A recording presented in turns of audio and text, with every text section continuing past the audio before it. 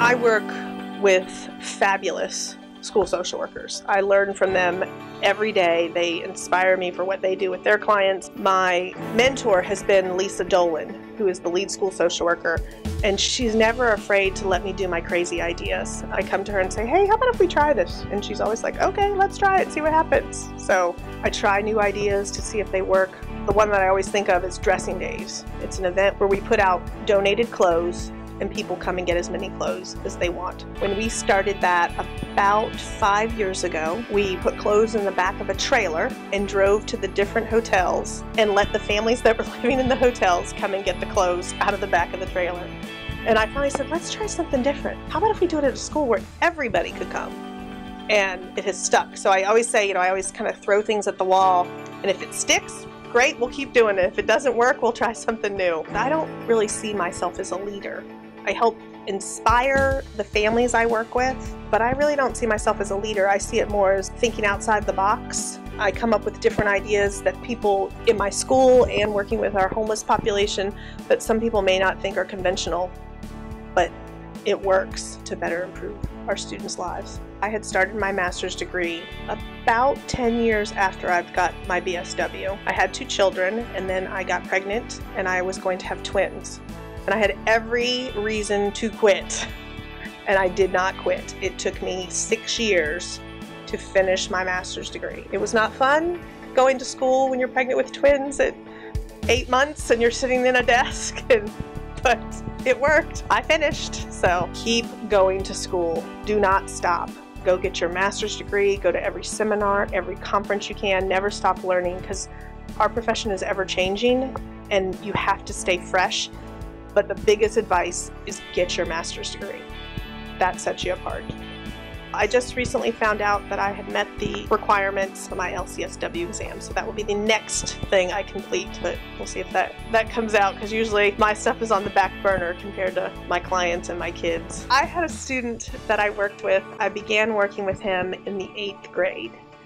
The family was living in a local motel, this mom and 5 children, and they give you no bed, no carpet, no toilet paper, no light bulb. It is literally a 4-wall cinder block room. And I'll never forget the first time I go out to meet him. He had a green folder and he was reading music.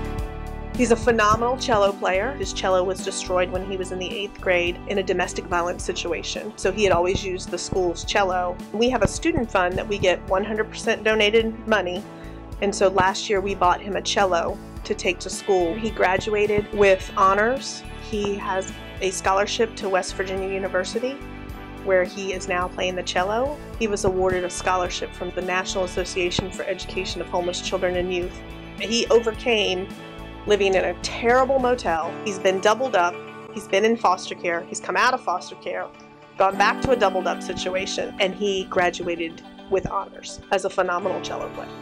I love my job. I don't think I'll ever leave being the homeless chick. Everybody knows me as the lady that does the homeless stuff, because I work with all of our homeless students and their families. I go out to all the local hotels. The hotels and I have developed partnerships that when families come in there with their kids, they're always like, call Michelle, she can get your kid in school. Anybody could be in a situation where you become homeless. High school and middle school are probably the hardest.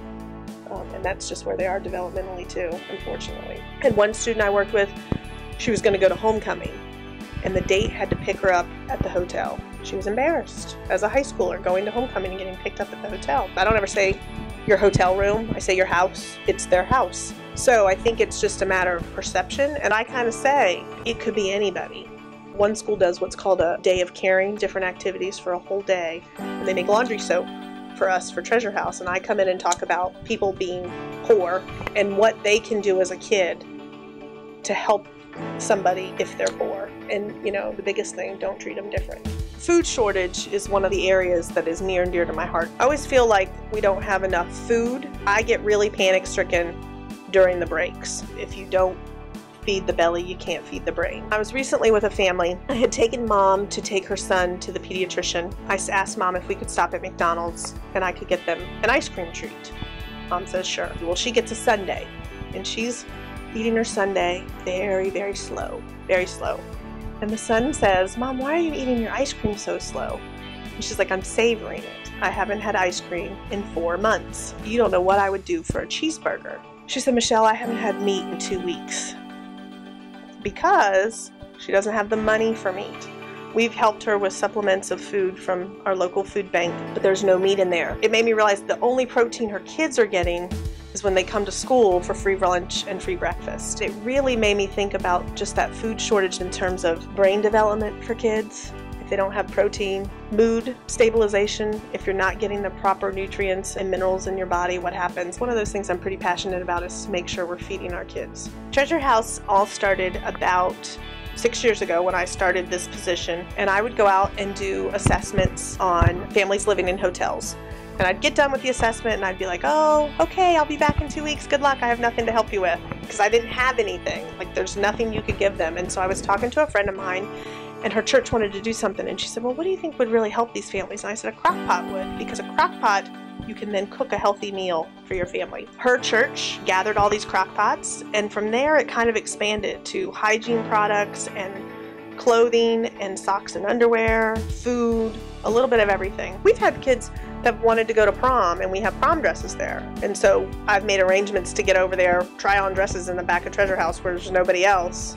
Families can come once a month to shop for free. They can get hygiene, food, clothing, anything that we have there, school supplies. You know, my vision is it just makes life a little easier for them. It doesn't solve their problems. But if you know you're going to be able to put some clothes on your children, feed your kids, and have them go to school clean, it does something for you. There's one guy, he was turning 40 and he didn't want gifts, so he charged his guests $10 a person to come, and they gave us a check for $4,000. And he has done it every single year. We've paid for GEDs, we've paid for behind the wheel for students, prom tickets, homecoming tickets, birth certificates. If we have kids that need clothes, we give them gift cards to go purchase clothes. It's pretty cool.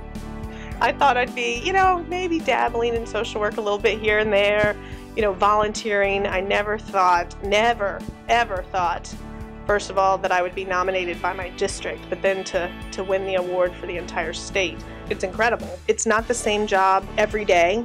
It's ever changing. You deal with new challenges because you're not just dealing with mental health. You're dealing with trauma. You're dealing with poverty. You're dealing with people that have been beaten down and not had great things happen to them. And so we are hope cheerleaders. We have to cheer people along and inspire them and keep them moving forward.